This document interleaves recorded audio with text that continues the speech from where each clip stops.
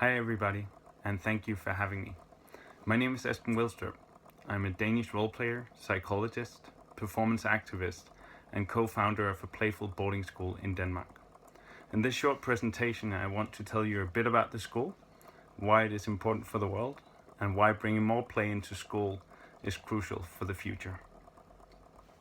This August, we started Efterskolen Epos, a brand new boarding school in Denmark, where students ages 15 to 17 learn the mandatory state curriculum through play, performance, and educational role-playing games, or EduLabs. We are required to help the kids reach their specific learning objectives in literacy, math, history, and so on, specified by the Danish government. And then of course help the students get good grades at their final exams. But we are quite free to choose how we teach and even how we organize the school. Inspired by Efterskolen, the first EduLab school in the world, we have organized our teaching into a mix of storytelling, board games, playful activities, and educational role-playing games.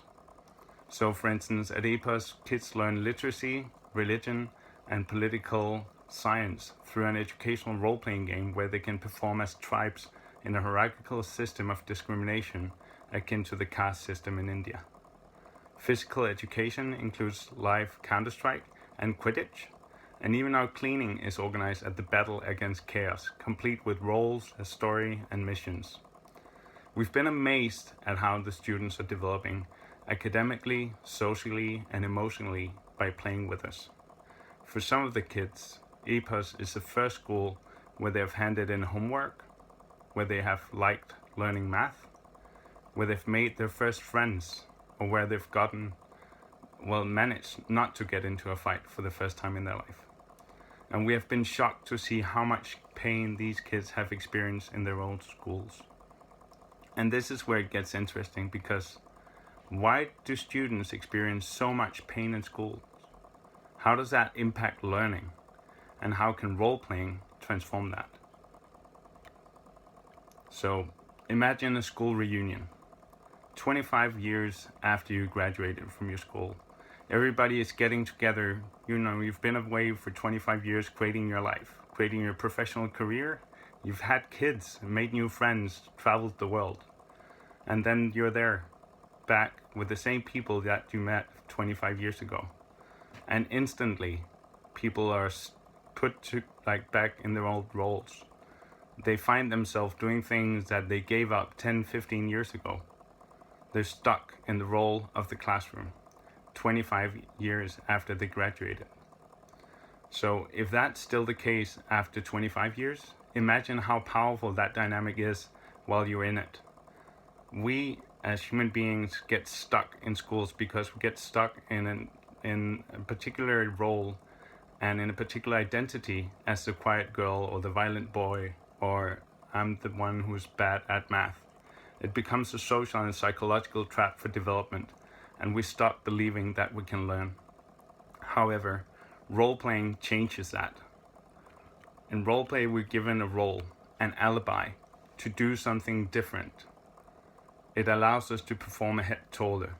It allows us to be both who we are and someone who we are not. It allows us to be who we are and who we are becoming at the same point. And that is incredibly hard if people continue to relate to you as you were. That's what happened at the class reunion. However, what's different in the role-playing game is that everybody else relates to you not as only as who you are, but also as your character. Others relate to you as a head taller, as somebody who you're not, and it gives you the room to grow.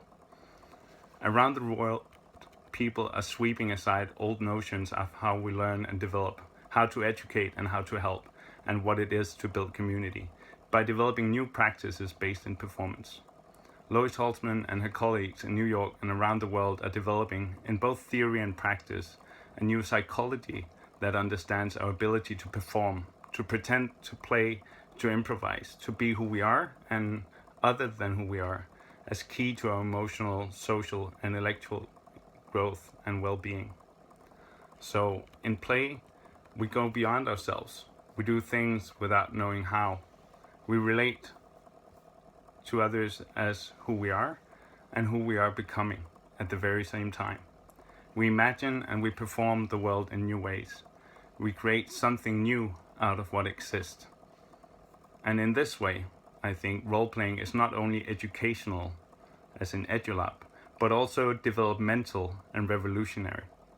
In play, we discover that we can go beyond ourselves, that we can change our environments, and that we can do it together.